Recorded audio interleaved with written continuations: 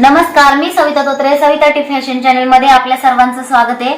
आणि याच्यामध्ये मी तुम्हाला बॅक साइडला डिझाइन कशी करायची बोटनिकची तर ते दाखवणार आहे। तर चला बघू। आणि बोटनिकच्या डिझाइन साठी इथं आपण 4 इंचाची गळा रुंदी घेतली होती आणि शोल्डर घेतलं होतं 3 इंच।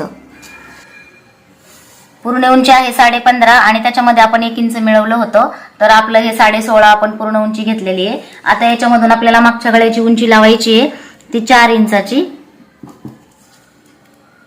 इथून पण 4 लावून घ्यायचं, म्हणजे चौकोन करायचा आहे आणि रुंदी 4 इंचाची लावायची।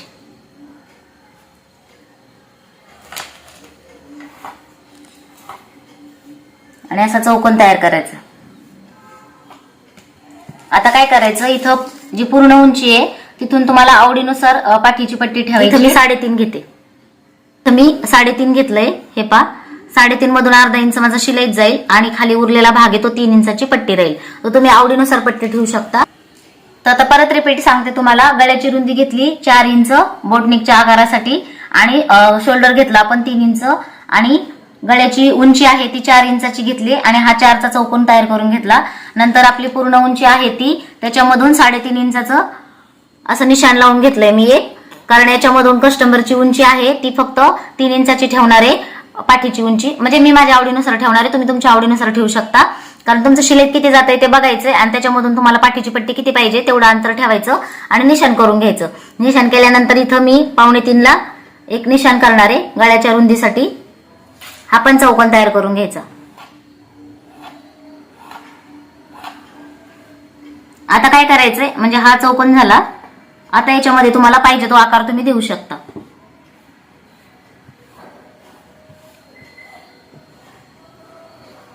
इथं मी हा आकार देऊन घेतलाय। तुम्हाला किती डीप पाहिजे किंवा कसा आकार पाहिजे याच्यामध्ये तुम्ही गोल तुम्हाला कसा पाहिजे बदामाचा तुम्हाला पाहिजे तो आकार इथं तुम्ही देऊ शकता। आपल्याला हा आकार देऊन झालाय, तर आता आपला हा आकार देऊन झालाय। आता आपल्याला गळ्याचा आकार देऊन घ्यायचा आहे।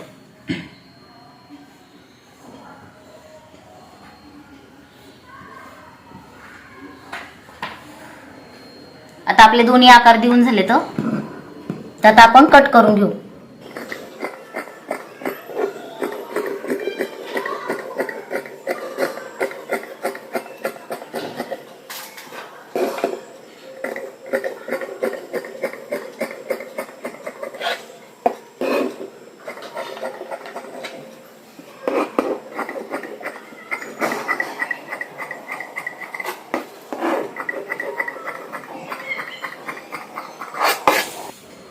आता आपला हा आकार कट करून झालाय। आता आपण इथं कॅनव्हास वापरणार आहे।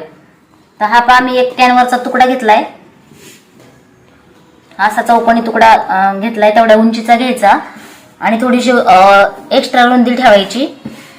अशी घडी करून घ्यायची डबलची आणि त्याच्यानंतर हा याच्यावर ठेवून घ्यायचा असं। आता हा कॅनव्हास ठेवताना 1-2 इंच खाली एक्स्ट्रा राहायला पाहिजे एवढा ठेवायचे आणि आता हा आकार आहे तो देऊन घ्यायचा असा।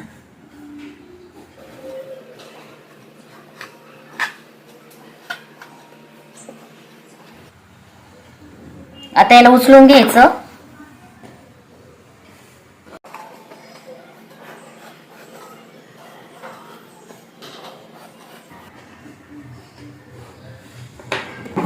आता याला कट करून घ्यायचं।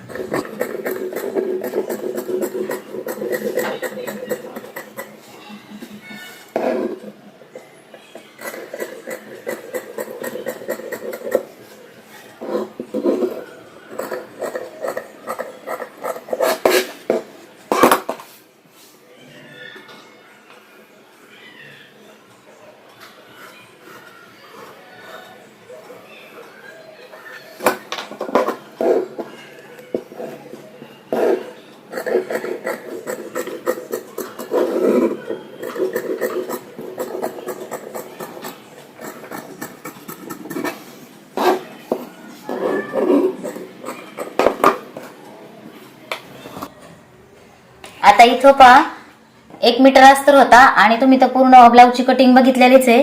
तर 1 मीटर अस्तर असून सुद्धा पुरत नाही डिझाइन वगैरे असल्यानंतर, त्यावेळेस जास्त कपडा लागतो। तर हात पण मोठे आहेत, म्हणजे बाही कोपरापर्यंत आहे, त्याच्यामुळं मग कपडा पुरत नाही. अशा वेळेस काय करायचं, जर आता समजा हा कपडा आहे तो जाड आहे, याच्यामधून तर दिसणार नाही आपण कॅनव्हास जरी वापरलं तरी.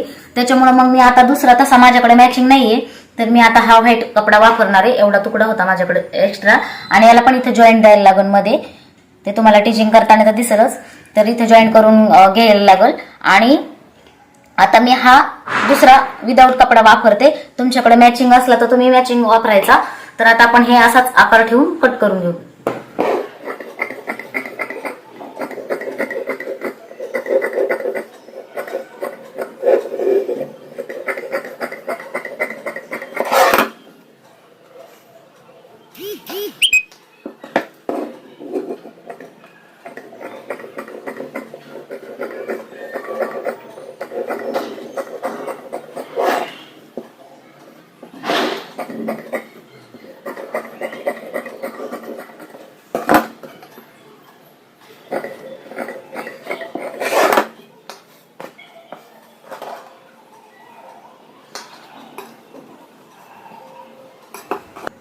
तर अशा प्रकारे आपला बोटनिकचा गळा कटिंग करून झालाय. आणि तुमच्या लक्षात आलं असेल मी कसा कट केला ते. तर मग मी हा टिचिंग करताना व्हिडिओ टाकणारच आहे की कसा टिचिंग करायचा, कारण टिचिंग आणि कटिंग दोन्ही एकत्र दाखवलं ते व्हिडिओ खूप मोठे छोटे पॉईंट असतात ते तुमच्या लक्षात येणार नाहीत. त्याच्यासाठी मी हे 1 भाग 2 भाग 3 भाग असं बनवते.